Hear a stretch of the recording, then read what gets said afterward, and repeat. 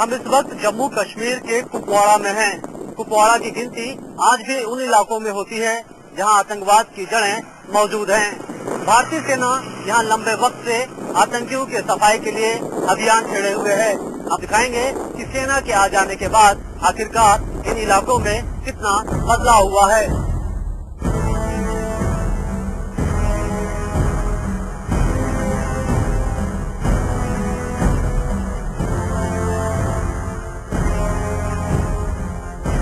श्रीनगर से करीब 3 घंटे के सफर के बाद हम पहुंचे कुपवाड़ा।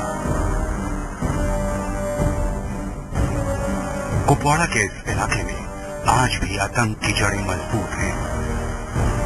लाइन ऑफ कंट्रोल के पास होने से आतंकी सीमा पार करके अक्सर इन इलाकों में घुस जाते हैं। घने जंगलों और पहाड़ों से घिरा कुपवाड़ा आतंकियों के छिपने के लिए पसंदीदा जगह है और इसीलिए शायद ही कोई ऐसा दिन हो जब सेना के इन जवानों को आतंकियों से न निपटना पड़े। कई बार मुठभेड़ के दौरान सेना इन आतंकियों का सामना करती है तो वहीं कई बार उनकी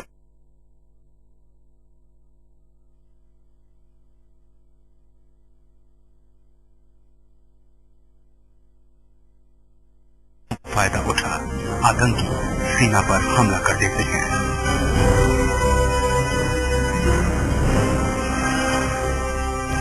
ये एरिया जब से मिलिटेंसी शुरू हुई है 3 मई से तब से लेकर अभी तक हमेशा खबरों में रहा है। और नॉर्थ कश्मीर में जितने भी बड़े टेररिस्ट ग्रुप्स, यहाँ जितने भी टेररिस्ट के परमानेंट हाइडआउट्स हैं वो मेरे एरिया में है। और जिस तरह से हम अपनी टेक्नोलॉजी और टेक्निक बदलते रहते हैं, आज की तारीख में मेरे एरिया में जितने भी बड़े टेररिस्ट लीडर थे उनको हमने पिछले चंद एक महीनों में मोर और लेस पूरी तरह से खत्म कर दिया है और एलिमिनेट कर दिया है। कुपवाड़ा में सेना के इस ऑपरेशन को हमने करीब से देखने का फैसला किया। हमने एक ऐसे ही कैंप में एक दिन रुकने का फैसला किया जहां सेना की ये टुकड़ी आतंकियों की सफाई के लिए दिन रात काम करती है।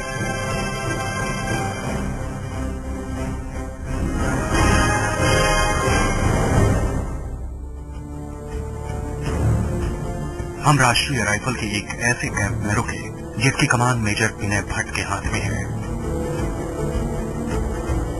31 साल के इस अधिकारी का जोश देखते ही बनता है। 24 घंटे मेजर विनय और उनकी टुकड़ी हर वक्त सतर्क रहती है।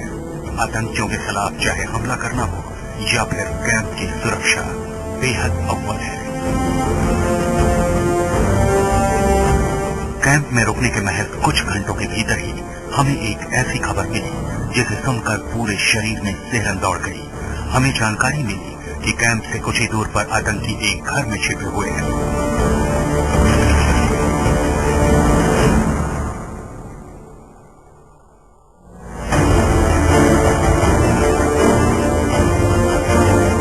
जब तक हम हालात को समझते तब तक सेना के इस कैंप में हलचल बढ़ चुकी थी। सेना की ये टुकड़ी ऑपरेशन की तैयारी में लग गई।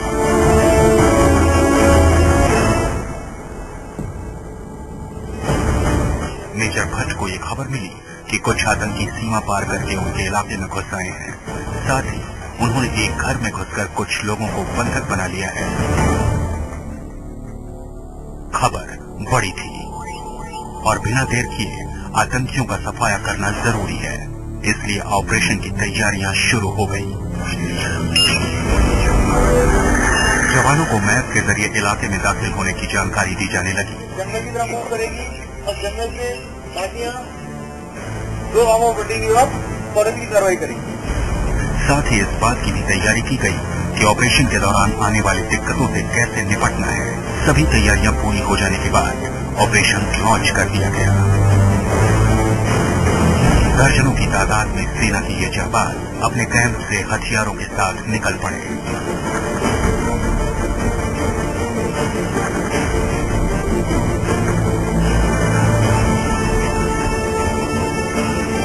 मेजर विनय भट्ट की टुकड़ी इस वक्त घने जंगलों और टेढ़े मेढ़े रास्तों से गुजर रही है और ऐसे रास्ते में अक्सर आतंकवादी घात लगा करके ऐसी टुकड़ियों पर हमला कर देते हैं।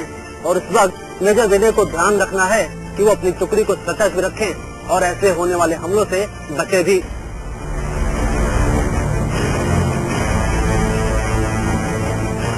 सेना की ये टुकड़ी बेहद सतर्कता से आगे बढ़ती है।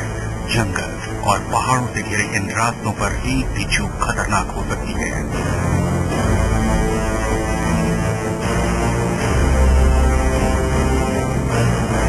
अपने साथ भारी भरकम हथियार और सामान के साथ सेना ऑपरेशन के लिए कूच करती है। सेना को यह जानकारी मिली है कि कैंप के पास एक गांव में आतंकी छिपे हैं। ऑपरेशन को इस तरह से लॉन्च किया जाता है कि आतंकियों को इसकी खबर न हो। मेजर विनय भट्ट की यह टुकड़ी फैसला करती है कि इस गांव में सीधे न जाकर जंगल के रास्तों से गांव को घेरा जाए। सेना की ये टीम अलग अलग पट चलती है। जहां गांव की तरफ धीरे धीरे सेना बढ़ती है, वहीं सेना ने इस ऑपरेशन की जानकारी पुलिस को दे दी। स्पेशल टास्क फोर्स के 2 जवान सेना के साथ मिलकर ऑपरेशन की तैयारी करते हैं।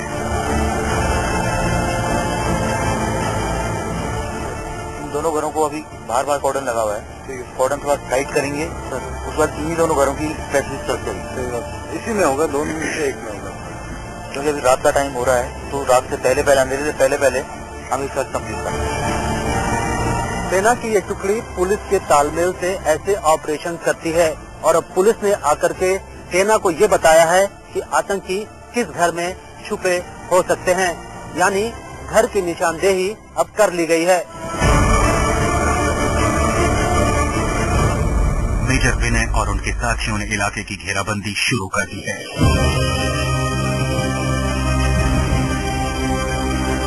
सेना ने कुछ इस तरह से चक्रव्यूह रचना शुरू किया कि आतंकी इस गांव से निकल न सके। सेना चारों तरफ से इस गांव को घेरने लगती है, वो भी चुपचाप, बिना कोई आवाज दिए। मेजर विनय का साथ देने सेना के एक और अधिकारी मेजर अखिलेश भी अपनी पलटन के साथ आ जाते हैं। घर की निशानदेही हो जाने के बाद कुछ दूर पर स्नाइपर को लगाया जाता है, जो काफी दूर से आतंकी को मार सकता है। सेना की यह टुकड़ी आसपास के इलाकों में अपनी पकड़ मजबूत बना लेती है। जगह जगह जवान अपनी पोजीशन ले लेते हैं।